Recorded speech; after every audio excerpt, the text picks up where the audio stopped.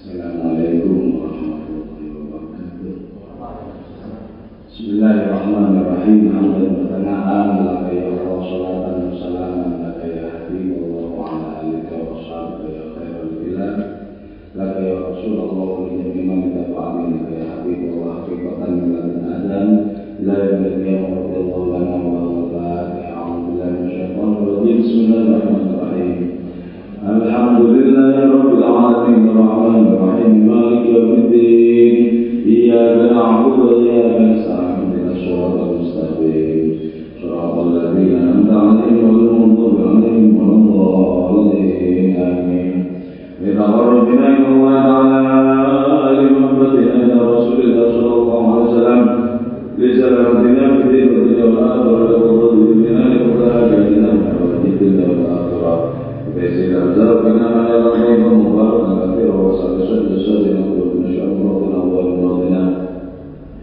Lidah min balaya wa min fitan wa amrad assalamu alaikum bina musalina lilladina wa ladina walatina wa asdaqina wa jami'il muslimin wal muslimat wal mu'minin wal mu'minat al-ahya'i wal amwat wa la yazid islam wal muslimin bi judi ya Allah bi syafa'atin nabi ya Allah bi barakati ya Allah sallallahu Bismillahirrahmanirrahim. Maliki yaumiddin iyyaka na'budu wa iyyaka nasta'in ihdinas siratal mustaqim siratal ladzina an'amta 'alaihim ghairil maghdubi 'alaihim waladdallin.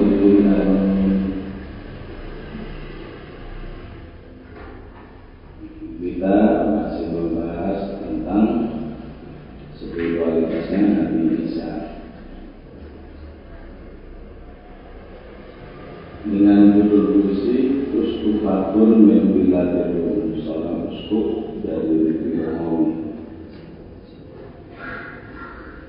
Kemarin pertemuan sebelum malam ini menjelaskan bahwa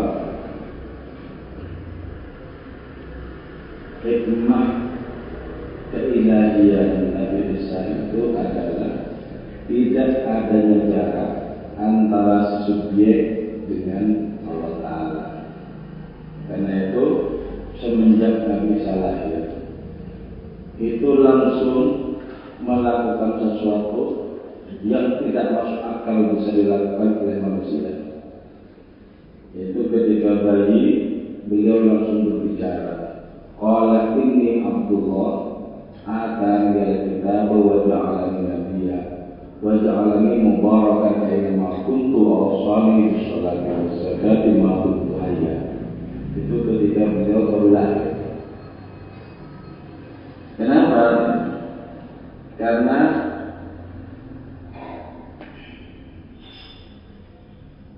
ada 7 lempengan dalam kitab Taurat yang disampaikan oleh Nabi Musa kepada umatnya.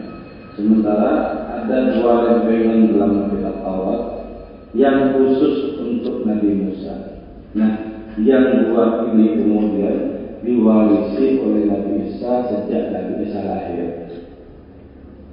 7 lempengan dalam kitab Taurat itu terdiri dari bab-bab kami alami. Sementara 2 lempengan terakhir ini terdiri dari cahaya. 2 yang terakhir ini yang spesifik untuk Nabi Musa, tapi tidak disampaikan, tidak boleh disampaikan kepada umatnya. Itu langsung yang pertama kali direalisasikan oleh Nabi Isa. Andaikan 2 lempengan dari cahaya ini disampaikan oleh Nabi Musa kepada umatnya, maka tidak akan pernah lahir dan tidak akan pernah diutus Nabi Isa. Sebab lahirnya Nabi Isa itu untuk menyampaikan 2 lempengan terakhir dalam kitab Taurat yang terdiri dari lempengan cahaya itu, yaitu lempengan yang berisi tentang rububiyah, tentang ketuhanan, yang kedua berisi tentang qudrah, tentang kuasa. Nah, dari lempengan rububiyah ini yang kemudian Nabi Isa melakukan sesuatu bagi mereka itu hanya pantas dan bisa dilakukan Tuhan. Ini efeknya akibatnya itu menjadi sedemikian besar dalam pembelokan sejarah agama samawi. Itulah sebabnya kemudian muncul adanya trinitas, karena apa yang dilakukan oleh Nabi Isa itu sesungguhnya murni merupakan tindakan dan perbuatan Allah Ta'ala, sehingga antara subjek yang tak lain adalah Nabi Isa dengan Allah Ta'ala itu sendiri menjadi tidak ada jarak sedikit pun. Laisa baini wa bainaka bainun, antara engkau dan aku tidak ada antara. Maka tindakan Nabi Isa menciptakan burung dari lempung, menyembuhkan penyakit kusta, menghidupkan orang mati, itu murni merupakan tindakan Allah Ta'ala dengan menggunakan Nabi Isa sebagai sarana. Lenyap Nabi Isa sebagai pribadi, tampil sebagai pengejawantahan Allah Ta'ala. Karena itu disebutkan di dalam Quran yang ditulis seperti ini, itu disebut hikmah dzatiyah. Nah, di dalam tasawuf, hikmah dzatiyah itu mengandaikan bahwa seseorang tidak mengalami kenikmatan apapun. Kenapa? Nikmat itu berada dalam jarak.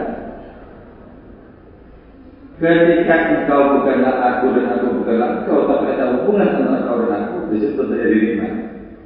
Tapi ketika sepenuhnya adalah engkau dan engkau adalah aku, di mana nikmatnya? Nah, di sini disebutkan sebelum kita masuk kepada berikutnya ya. Wahsyiyatun nabi rasul, kesepian yang paling ngelamun, kesendirian yang paling ngelamun, tidak ada nuansa dan aroma tentang cinta di situ. Tidak ada. Berarti ketika seperti itu orang sampai kepada titik nadir ketiadaannya, dan yang bertahta itu tak lain adalah Allah Subhanahu Wa Taala. Sudah tidak ada jarak sama sekali. Ketika tidak ada jalan sama sekali seperti itu, maka kesadaran itu menjadi tunggal, yaitu kesadaran ilahi. Makanya Nabi Isa disebut dengan ruhullah. Tapi bagaimana posisi yang seperti ini sebenarnya? Apakah ini merupakan tingkatan atau posisi tertinggi? Tidak. Jadi keakuan dalam spiritualitas itu berada di bawah keengkauan dalam spiritualitas. Kalau spiritualitasnya Nabi Musa itu kejiaan Allah, huwiyatuhu. Kalau spiritualitasnya Nabi Isa itu keakuan Allah, ananya itu. Nah, kalau spiritualitas Rasulullah itu keengkauan Allah. Jadi ternyata posisi Habib itu, Habibullah itu berada di atas posisi ruhul. Jadi kenapa jarak di sini menjadi lebih mulia dari tanpa jarak? Kenapa jarak lebih mulia dibandingkan dengan tanpa jarak? Ketika Nabi Isa masuk dalam hikmah dzatiyah, tenggelam sepenuhnya dia, hilang sebagai diri, hilang sebagai pribadi. Hilang. Tapi ketika Nabi Muhammad mengambil jarak, justru menjadi sangat sempurna untuk mengurusi kehidupan ini. Itulah sebabnya beliau memilih pulang ketika sudah ikhlas berhadapan-hadapan dengan Allah Ta'ala. Milih pulang untuk mengurusi umat manusia yang bau dengan lumpur dosa. Jadi kalau para sufi kan iri terhadap kiratnya Nabi Musa. Syabdul Qudus dari Semaidan itu dia bilang, kalau aku jadi Muhammad dan aku mi'raj sebagaimana Muhammad, aku tidak akan pulang lagi ke bumi. Untuk apa? Repot-repot mengurusi tulus bersama manusia. Tapi Nabi tidak. Jadi sengaja dibikin jarak justru agar menjadi lebih sempurna ketergantungannya kepada Allah Ta'ala. Kalau sudah sepenuhnya tanpa jarak, maka perasaan tergantung itu tidak ada. Bagaimana memiliki perasaan tergantung? Merasa diri sendiri saja sudah tidak ada. Rasa diri sendiri tidak ada. Rasa bergantung tidak. Maka dalam bahasa disebut ada tanah orang tenggelam sepenuhnya dalam samudra dalam mereka. Lalu ada pokok yaitu ketika sudah diintaskan kepada Allah Ta'ala dari ketenggelamnya. Untuk apa? Untuk mengurus kehidupan ini. Al-bapak ba'dal anak afdul minal anak nafsihi. Bapak setelah anak lebih utama dibandingkan dengan anak itu sendiri. Coba ketika masih anak, di mana sayangnya? Qad a'jazat kulla alamin bimilladina wa dawdiyan wa ibran thumma fisisa. Qad a'jazat sungguh telah melemahkan kehikmatan dia kulla alamin kepada setiap orang yang sangat alim bimilladina terhadap agama kita, agama Islam ini. Wa dawdiyan juga membuat lemah setiap orang yang mengikuti kitab Zaburnya Nabi Daud. Wa Ibron membuat lemah juga kepada setiap pendeta. Tuma bisisa dan juga menaklukkan para uskup. Semua kitab yang empat, Quran ya, terus Zabur, terus Injil, kitab yang empat itu semuanya berbicara berkaitan dengan al-asma al-ilahiyah was-sifat, berkaitan dengan nama-nama keilahian. Karena itu orang yang paling alim tentang Quran, orang yang paling alim tentang Zabur, orang yang paling alim tentang Injil, orang yang paling alim tentang Taurat, itu dibikin tidak berputih ketika sudah berhadapan dengan ibadah dia. Kenapa? Tenggelam. Apa yang bisa dibicarakan oleh orang yang tenggelam? Tidak bisa. Tidak bisa berbicara apa-apa. Ketika ditanya kepada mereka yang tenggelam itu, kau ada atau tidak? Aku pun tak tahu aku ini ada atau tidak. Tapi ketika ditanya kepada orang yang sudah diangkis di ketenggelaman, masuk dalam dunia kebahagiaan, dalam mengurus umat manusia, ditanya, kau ada tidak? Sebagai pribadi aku tidak, tapi sebagai pengetahuan lain jelas aku ada. Jadi tidak kebingungan. Orang yang panah yang tenggelam itu serba kebingungan. Serba kebingungan. Aku sudah bercerita, tapi dengan siapa aku tak tahu. Kalau itu orang panah. Aku sedang tenggelam, tapi di mana? Aku juga tak tahu. Karena dari saking sempurnanya tenggelam, lenyap dia sebagai pribadi, kehidupannya sebagaimana mayat yang ada di lautan, keberadaannya seperti di lautan. Geraknya adalah gerak normal, tidak memiliki gerak sendiri. Geraknya adalah gerak ombak, gerak di lautan, tidak memiliki gerak sendiri. Jadi kalau begitu, setiap orang yang jahat, setiap orang yang tanah itu tidak sempurna. Itulah sebabnya ya, karena tidak sempurna itulah maka kemudian mereka tidak diberi mandat untuk menjelaskan tentang hikmah agama. Kita berhadapan dengan orang jahat itu seperti kita berhadapan dengan makanan dan kita pas mengambil sebisa-bisa kita apa. Jangan pernah berharap dia akan menjelaskan sesuatu kepada kita. Tidak akan pernah menjelaskan apa-apa. Yaitu ketika orang berada di tanah ini, dia sesungguhnya secara sempurna kembali kepada asal usulnya di dalam ketiadaan. Ada makdir ketiadaan semata. Maka orang tanah ini mengalami tanazul, sementara orang-orang waras itu mengalami taroki. Tanazul itu orang lahir kemudian tenggelam dalam samudra tauhid, baru orang ini baru mau belajar tentang syariat, tentang tata krama, tentang akhlak manusia. Turun dia. Jadi puncak dari orang yang tanazul ini adalah awal mula dari taroki. Puncak orang yang taroki adalah awal mula dari tanazul. Nah, ketemunya di mana?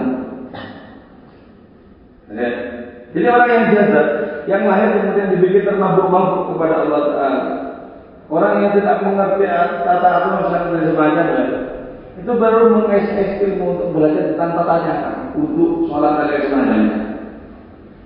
Ya kan? Orang seperti itu kalau sholat itu dia berisaan dari kali tidak sah. Kenapa? Sholat kok ketawa? Ini banyak ya orang jalan itu sholatnya ketawa.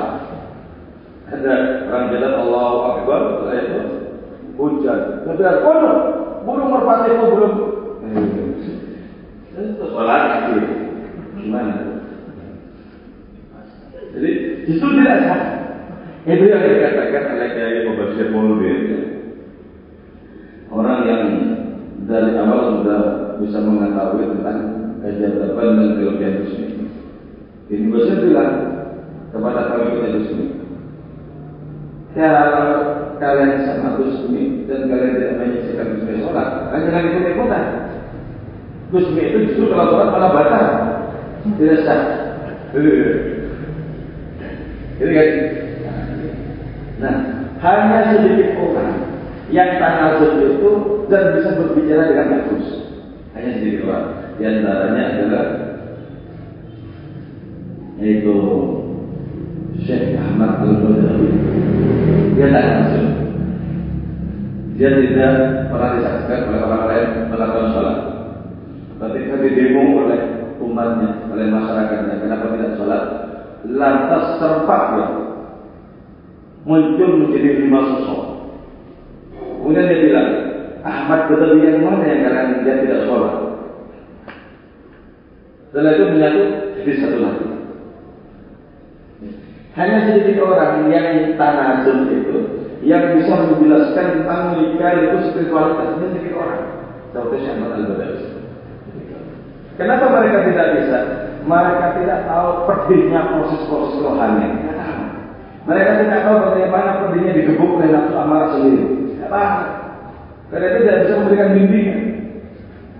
Dan sebenarnya yang tahu ini, yang belajar puasa Daud, belajar puasa Senin Kamis, belajar bangun malam tahajud, belajar mengendalikan nafsu, itu tahu baiknya aplikasi perjalanan rohani dan ngerti. Karena itu dengan fasih mendengar sambil ini model dengan awal di sini ada lingkungan, awal di sini ada bahaya, awal di sini ini cara menanggulangi dan semacamnya. Asik.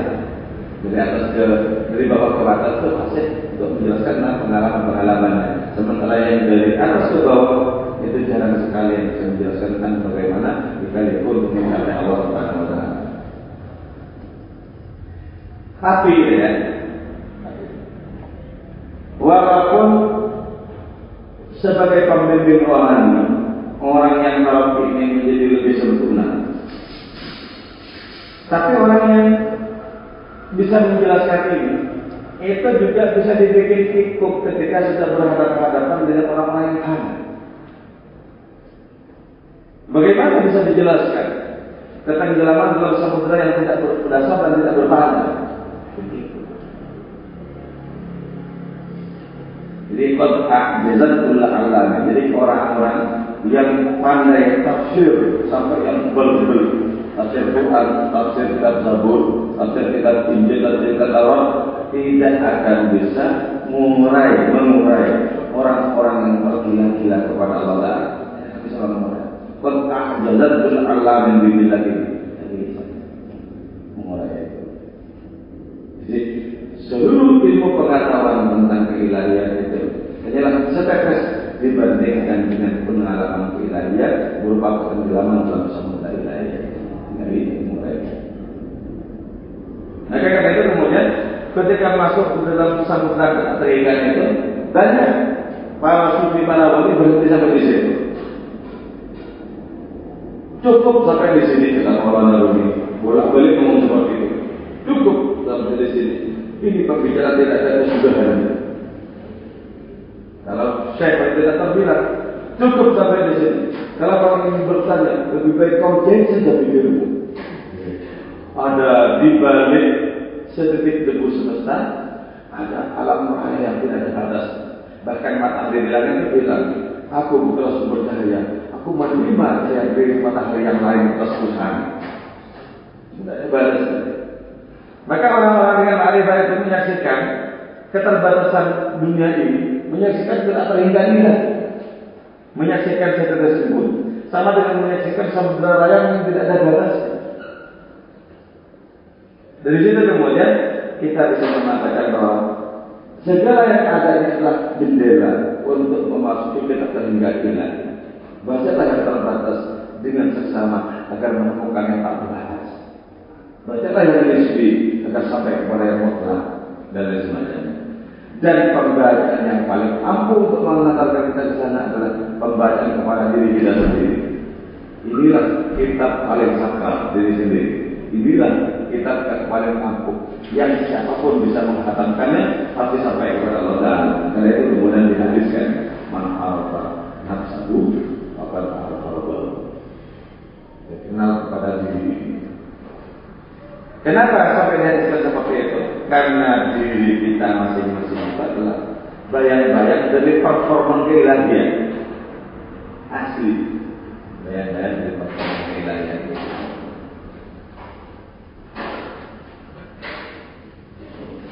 In awma'at taqlubul injila tahsabuha aqisatan aw baqariqan sama misa in awma'at jika memberikan isyarat kepada hikmatnya dalumu mencari itu hikmat dari al-injil kepada injil. Jadi hikmat dari hikmat ilahian di mana subjek habis, subjek lemah, subjek tidak ada apa-apanya sama sekali, yang ada adalah pengejawaban Allah Ta'ala. Kalau hikmah dari seperti itu mengisyaratkan sesuatu untuk bisa dipahami, maka yang ditunjuk adalah Injil. Kenapa yang ditunjuk untuk Injil? Ketika hikmah ilahiyah dari dia mengisyaratkan sesuatu, karena Injil itu merupakan penjabaran dari hikmah dzatiyahnya Nabi Isa. Itulah sebabnya Injil itu turun kepada Injil. Mana yang lebih luas? Sama dengan istilah Quran turun kepada Quran. Kalau saya bilang karena bulu Quran, mahalnya Nabi itu Quran. Jadi Nabi itu Quran yang hidup. Kalau Quran yang kita baca, Quran yang dari Allah Ta'ala itu Quran yang berbicara. Mana yang lebih sempurna? Quran yang menerima atau Quran yang diturunkan? Yang lebih sempurna Quran yang menerima. Sebab wadah itu lebih luas dibandingkan dengan Quran yang ditampung. Wadahnya segini, maka yang ditampung tidak sampai segini. Kalau karunia yang ditampung melebihi luas, pasti Nabi jaga. Buktinya Nabi tidak jaga orang. Jadi para wali yang jadat-jadat itu memiliki wadah rohani yang sempit, kecil, kemudian diguyur oleh hujan ilahiyah karena penuh oleh mabuk si wali mabuk. Muncul ungkapannya Syaikhul Islam, Maha suci aku sembahlah aku, Subhani fa'buduni, sembahlah aku. Aku adalah zat yang maha benar. Wadahnya begitu ringkih, sempit, diguyur oleh hujan ilahiyah linglung. Nah ini yang membuat Maulana Rumi itu selama 40 hari kepalanya serasa dibuang. Ketika Maulana Rumi dilanjutkan sebagai orang yang memiliki pondok pesantren, yang memiliki santri banyak, sedang berada di atas kuda. Alihkan kuda dipegang oleh satu tabligh. Sebentar. Kau punya waktu berapa menit ngomong sama aku? Dipegang sama satu tabligh. Kau perlu apa? Ini penting. Kau punya waktu berapa menit? Sebentar saja, oke. Saya cuma mengajukan satu pertanyaan. Mana yang lebih mulia? Nabi Muhammad atau Nabi Muhammad? Baru saja tersentak Maulana Rumi. Mau bilang lebih mulia Nabi Muhammad tidak pernah bilang subhan. Maksudnya subhan pernah bilang begitu. Nabi Muhammad cuma berdoa, Rabbi zidni ilman, Allah tambahkan ilmu kepadaku. Tapi mau bilang Abu Yazid Bustami lebih muda dibanding Nabi Muhammad, Abu Yazid adalah salah satu umat Nabi Muhammad. Kepala itu seperti bipor. Dan tidak bisa menyelesaikan pertanyaan seperti itu.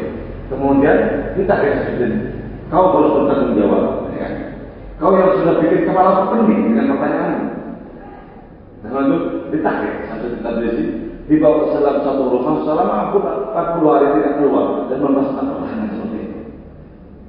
Akhirnya muncul jawaban dari Allah Taala bahwa di hadapan Muhammad yang samudra, Abu Yazid adalah takdir yang sangat kecil. Samudra, walaupun diberi minum tiap hari, dikirim minum tiap hari, tidak penuh-penuh. Sementara kaki yang kecil dengan begitu cepat penuh ketika sudah diguyur oleh hujan. Dari situ kalimat jawaban. In awma'at jika mereka syarat hikmahnya tak perlu makan. Dari al-Injil kepada Injil tahsabuha bisata. Memandang atau menilai engkau kepada itu hikmat ilahi itu hikmat itu abisatan kepada para patri Nasrani. Artinya apa? Orang-orang yang beriman kepada kitab Samawi, kepada Injil zaman dulu, itu mengira bahwa hikmah dzatiyah itu dikandung di dalam diri para patri.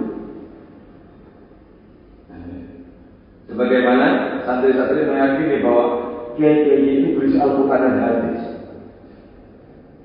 Ini referensinya ini.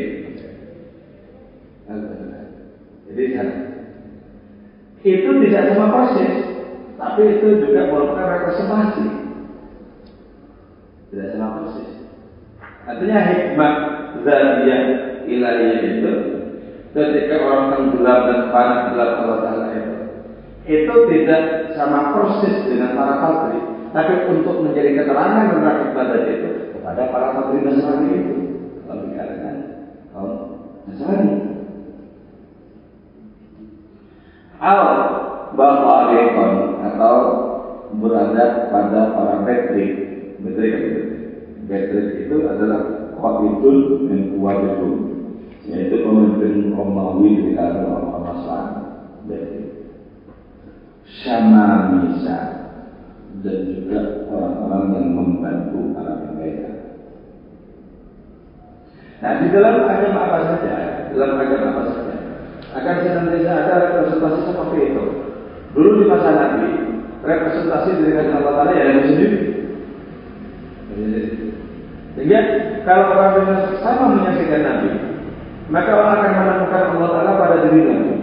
Itulah sebabnya kenapa orang berjanji setia kepada Nabi sama dengan berjanji setia kepada Allah.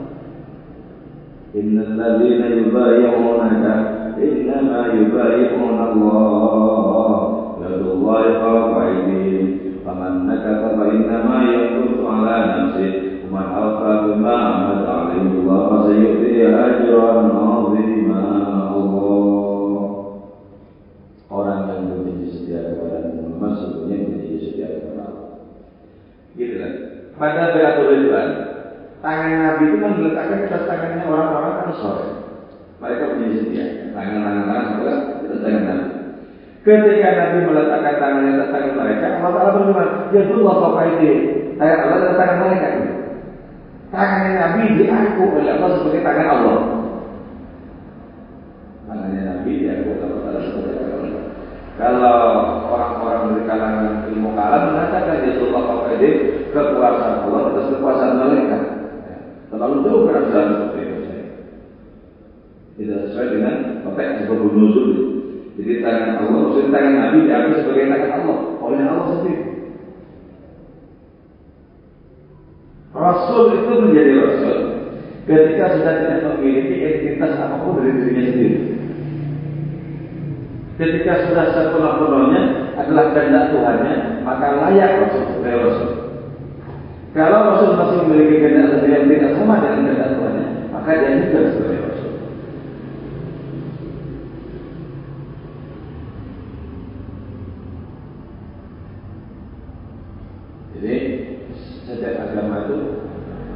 setiap ada masa maulid ada pengejawanan, ada performa, keilahian, ada orang-orang terpilih, orang-orang terpilih. Itu Allah ini, tangan Allah di atas tangan mereka. Nah, dalam konteks seperti ini muncul hadis-hadis yang dikutip. Contohnya ya, sebenarnya dalam Sahih Muslim ada sabda Nabi, "Man ra'ani faqad ra'a." Orang yang menyaksikan aku sungguh menyaksikan Allah yang benar. Ada hadis yang hanya dikutip saya kira oleh Arabi, yaitu An Ahmad bilang, saya itu Ahmad namanya Ahad itu salah satu asmaul husna. Tapi bedanya apa? Nabi bersabda seperti ini dengan Yazid. Apa bedanya dengan Yazid? Nabi dengan penuh kesadaran, bukan ego. Kenapa? Wadahnya sangat besar dan tanggul. Nabi sadar. Nah, kalau Abu Yazid memang tidak sadar, lenyap dia sebagai dia sendiri. Karena itu suatu malam ketika kamu rohani Abu Yazid, dia bilang, "Masuk ya aku sembah aku."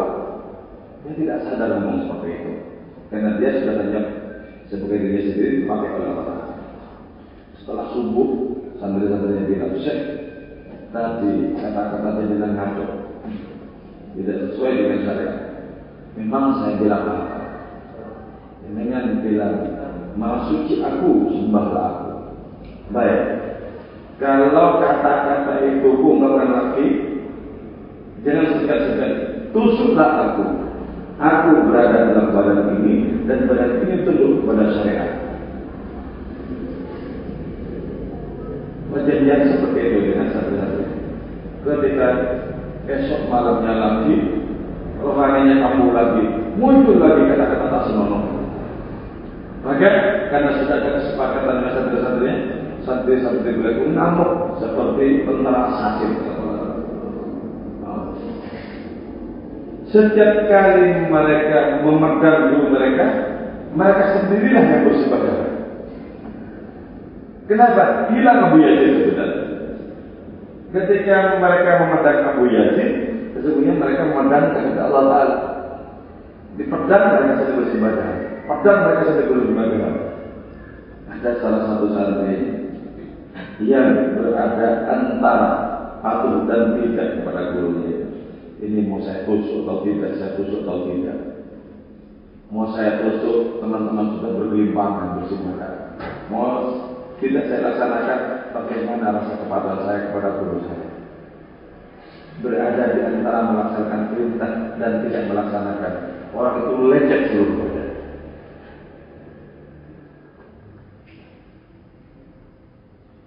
Tapi kalau Nabi kita mengatakan anak Ahmad bila min wa anak Arab bila lain, itu dengan penuh kesadaran dan penuh kesadaran.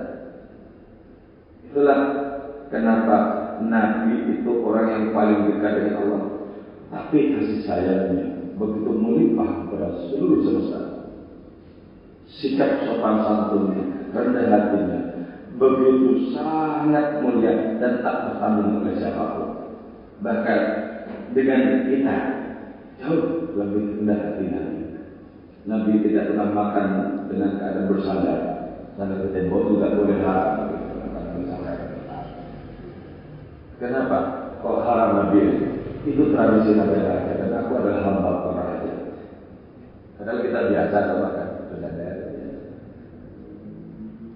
Nabi haram bangkit duluan ketika sedang berbicara dan duduk bersama-sama dengan bagian masjid. Kenapa Nabi akan duluan? Sebentar saya ada perlu kabur. Terus selesai apa semua keperluan mereka. Kita pasangan rendah hati. Yang itu tidak akan pernah bisa dilakukan oleh pemimpin-pemimpin kita hari ini. Termasuk oleh para kiai yang akan pernah bisa. Nah, saya katakan sebentar saja dua, sebentar.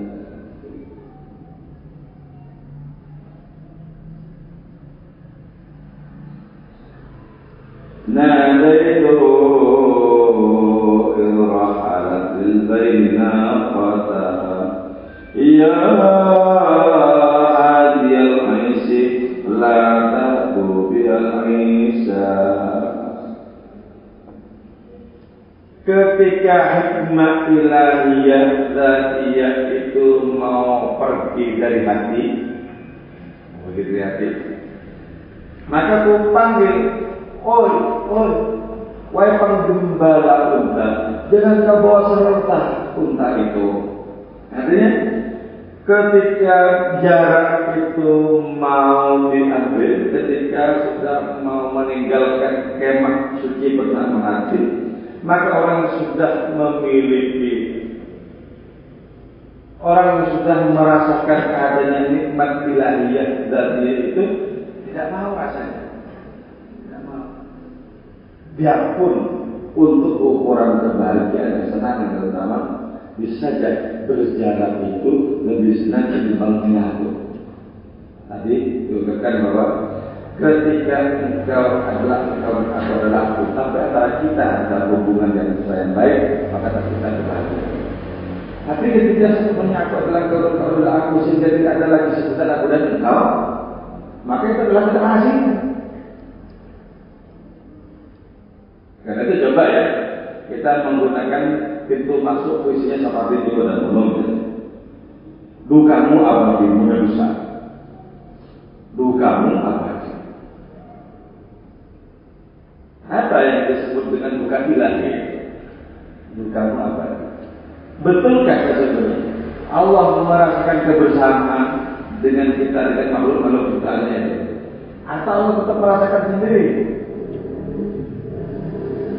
Dengan adanya kesadaran bahwa toh kalian juga ada, itu persis sesuai dengan kehendak. Bukankah engkau adalah aku? Jadi kalau di dalam Husnul Ikamnya Arabi, kita ini adalah makhluk, kita ini adalah perbuatan Allah, dan akalnya Allah tidak terpisahkan dari Allah Taala. Bagaimana mungkin kalau kita ini akalnya Allah Taala, perbuatan Allah Taala, kok kita merasa berjalan dengan Allah Taala itu sendiri? Di mana sesungguhnya konsep? Sesuatu yang sesungguhnya lengket, sesungguhnya menyatu, kenapa kok merasakan jauh? Itu yang konsep. Bukankah kita ini adalah akalnya Allah Taala? Andaikan tak akan akalnya Allah, maka kita tidak akan pernah ada. Sedangkan akal dengan zat itu tidak pernah terpisahkan. Itu terpisah hanya dalam penjelasan dan keterangan. Kenyataannya tidak pernah terpisah. Bagaimana mungkin? Mungkin.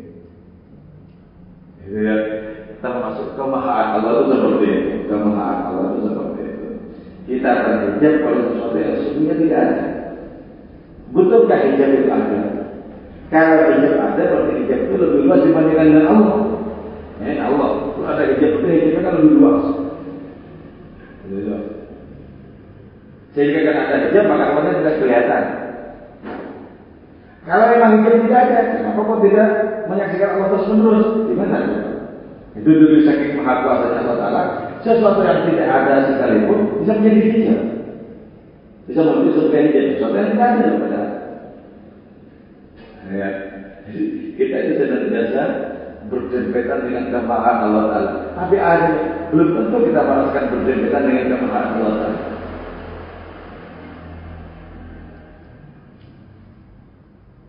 Jadi kalau begitu kita ini terpisah atau tidak terpisah dari Allah Taala. Kalau terpisah, di mana wujud terpisahannya? Seperti apa? Kalau memang terpisah. Bukankah kita ini semua, bukankah alam semesta ini dikandung oleh Allah? Bukankah Allah Al-Muhit meliputi segala sesuatu? Bukankah Allah Al-Muhit sangat dekat, bahkan lebih dekat dibandingkan dengan dekatnya pandangan dan mata kita, dibandingkan dengan dekatnya pendengaran dengan kita? Sangat dekat, menyatukan kita atau terpisahkan kita? Para ulama mencoba untuk melakukan tanzih, mensucikan Allah Taala, bahwa makhluk tetap makhluk Allah Taala. Tak akan pernah makhluk menjadi Allah, sebagaimana Allah tak akan pernah menjadi makhluk. Mereka melakukan tanzih. Pada saat yang bersama mereka lupa bahwa sebenarnya Allah pun menggunakan tasbih, menggunakan adanya kejeruan. Allah menyebutkan pendengaran kita, penglihatan kita. Dari mana sesungguhnya pendengaran kita, penglihatan kita, kalau tidak merupakan ciptaan dari pendengaran dan penglihatan Allah Ta'ala itu sendiri?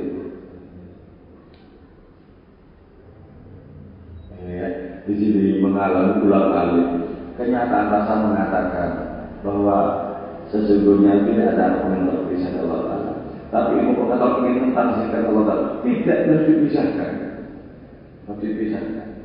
Sebab kalau tidak dipisahkan nanti tidak mensucikan Allah Ta'ala itu sendiri. Padahal Nabi itu ditolak karena tanzih tidak menggunakan tasbih. Ditolak oleh umatnya karena hanya menggunakan tanzih, tidak ada tasbih. Kalau Nabi kita menggunakan kedua-duanya sekaligus, mensucikan Allah Ta'ala, tapi juga tidak membebaskan Allah sepenuh-penuhnya dari adanya keterhubungan, dari adanya kesamaan dengan makhluk-makhluk. Tidak seperti itu. Ketika Nabi menyatakan a'udzu bika minka, aku berlindung kepadamu dari engkau, itu bukan sesungguhnya kesadaran keesaan, kemanusiaan. Aku berlindung kepadamu dari engkau, berarti dari Allah tidak ada yang berbahaya. Untuk apa aku berlindung kepadamu dari setan, kalau setan tidak memiliki bahaya agar tidak dihindari? Tapi kenapa kita juga diajari membaca Faiza qara'al Qur'ana fasta'in billahi minasyaitonir rajim. Kenapa kok diberitakan a'udzubillahi minasyaitonir rajim? Bukankah setan itu sama dengan kita tidak memiliki daya upaya juga? A'udzubillahi minasyaitonir rajim. Di mana sebenarnya titik pusat sandiwara ini di mana? Jadi Nabi menyatakan ada 3 tingkatan. A'udzu bitawabika min iqabik. Saya berlindung ya Allah dengan pahalamu, berlindung dari siksamu. Terus yang kedua, tingkatan lebih tinggi, a'udzu biridhaka min syukrik. Aku berlindung ya Allah dengan ridhamu dari murkamu. Bukankah ini sudah menunjukkan bukankah ridho datangnya darimu dan murka darimu pula? Kenapa?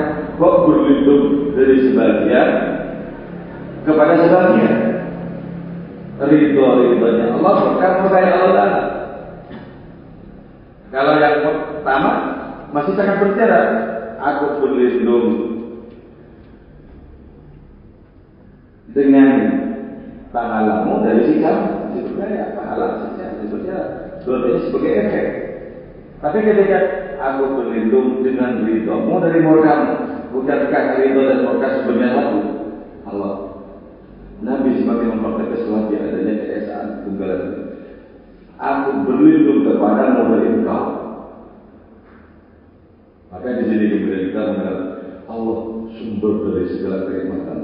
Allah pula sumber dari segala pahala semesta. Tapi orang bilang itu tidak tanzih. Diam-diam orang seperti Syekh Baja Abdul Ansari kemudian bilang, ya ilahi, kau perintahkan aku untuk memusuhi setan, untuk melawan setan, untuk mengalahkan setan, untuk jauh dari godaan setan. Sekarang aku bertanya kepadamu, siapakah yang selalu memberi makan kepada setan ya ilahi? Bukankah kekuatannya itu dari kekuatan Allah? Bukankah kau yang kita paling memberikan gandum kepada setan-setan? Dia terdeteksi untuk membunuh kita. Ya, kalau awal dan akhir adalah satu, kenapa kita harus pusing kepala dalam berbulu?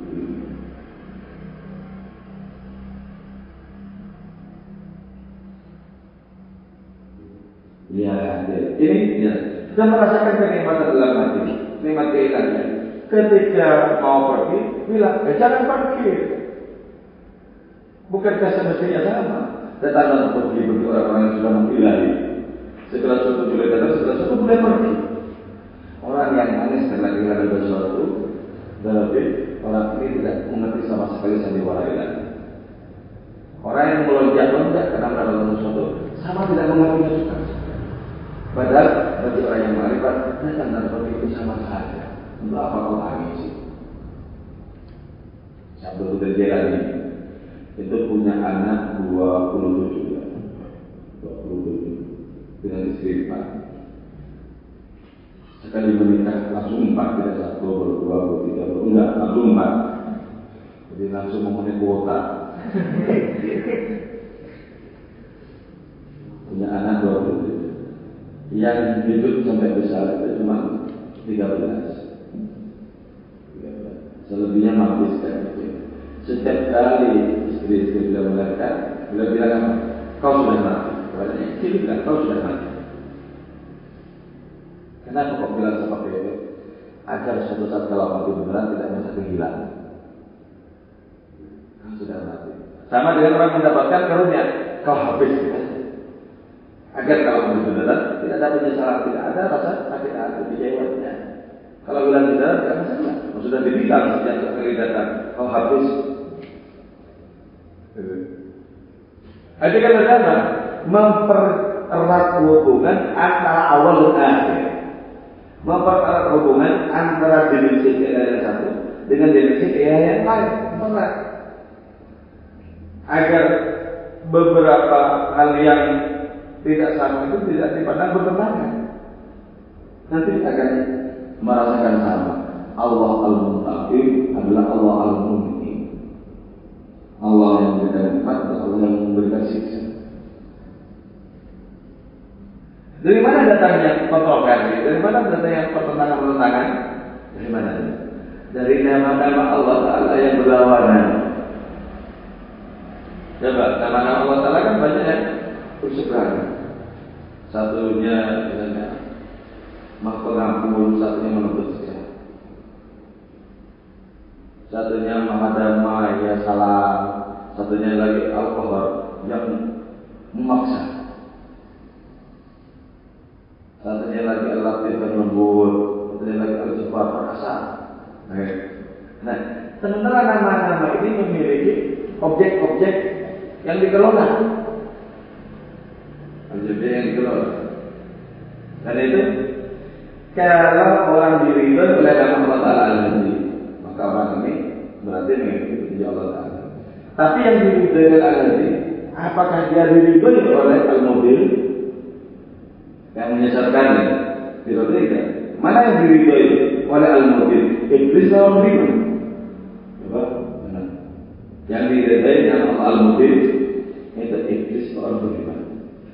Yang diridhoi oleh namanya. Nah, tentu saja yang lebih cocok itu adalah iblis yang Al-Mubin. Kenapa? Korelasinya kuat. Korelasinya kuat. Sementara korelasi antara orang-orang beriman dengan nama Allah Ta'ala Al-Hadi sangat kuat juga. Kemudian kita kegaduhan semesta. Inilah drama paling kolosal di mana Allah telah berkata balik segala sesuatu. Pandanglah dengan cermat, maka kita akan menemukan asal usul segala di sana. Innal amra kullahu minhu wa ilayhi. Seluruh perkara warna-warni bertentangan, bergebu, bergerak-gerak, jatuh dan bangunnya peradaban, ilmu pengetahuan yang sampai di mana-mana, kebodohan, kemiskinan, malapetaka, kerusakan hutan, asap dan sebagainya. Di manakah asal usul?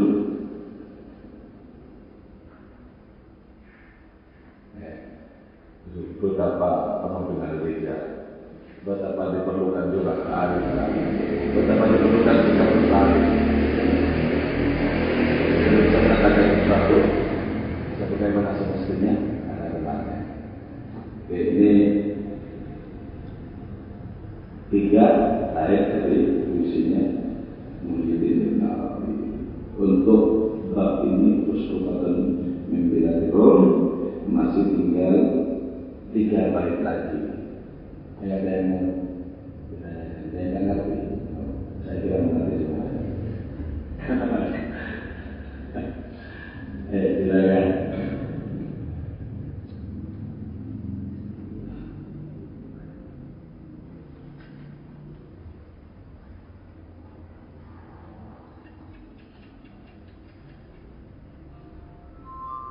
Jangan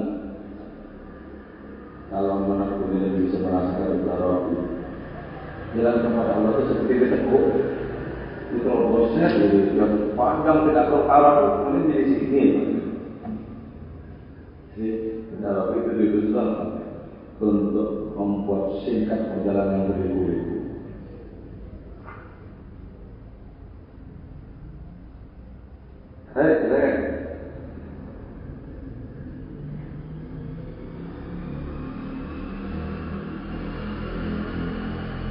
Coba ya, ada yang mendekati itu visi dari anak Syauqi dalam kitab Nahjul Burda.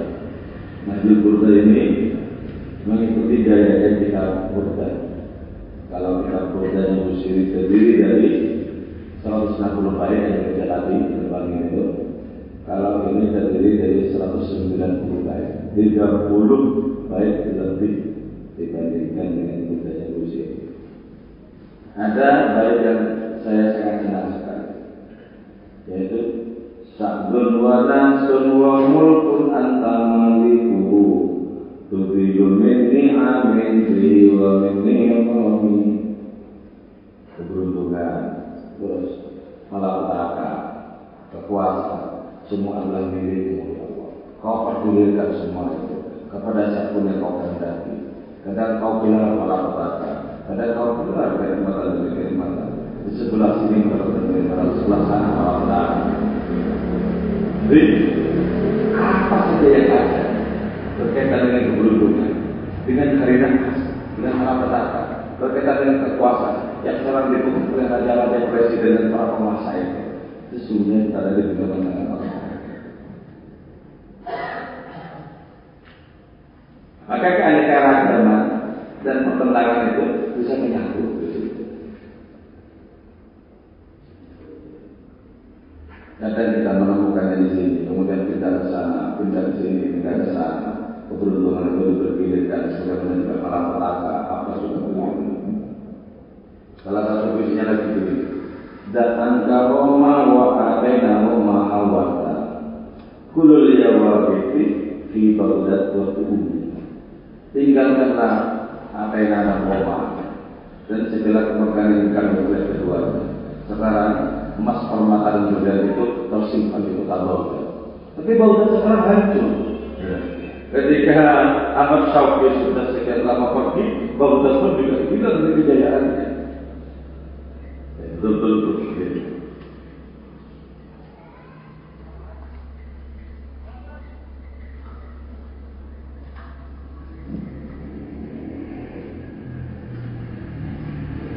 Tidak.